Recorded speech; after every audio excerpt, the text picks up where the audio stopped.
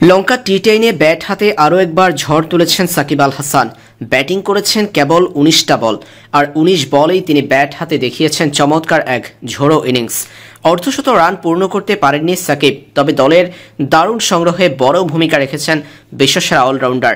প্রতি ম্যাচেই ২০০ স্ট্রাইক রেটে ব্যাটিং করা সাকিব আজও গল মার্বেলসের হয়ে করেছেন ২২৬ স্ট্রাইক রেটে ব্যাটিং।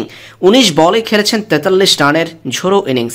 সাকিব আল হাসান অর্ধশত রান না করতে পারলেও তার ৪৩ রানের ইনিংসটি ১৯ বলে সাজানো ছিল ৩টা ছক্কা ও ৪টা চারের মারে।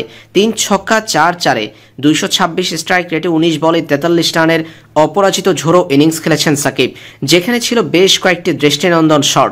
৩৬০ ডিগ্রি অ্যাঙ্গেলে ঘুরে ছক্কা হাঁকাতেও দেখা গেছে বিশ্বসেরা অলরাউন্ডারকে। প্রতিপক্ষ বোলারদের পরীক্ষা নিয়েছেন সাকিব পুরো ইনিংস জুড়ে।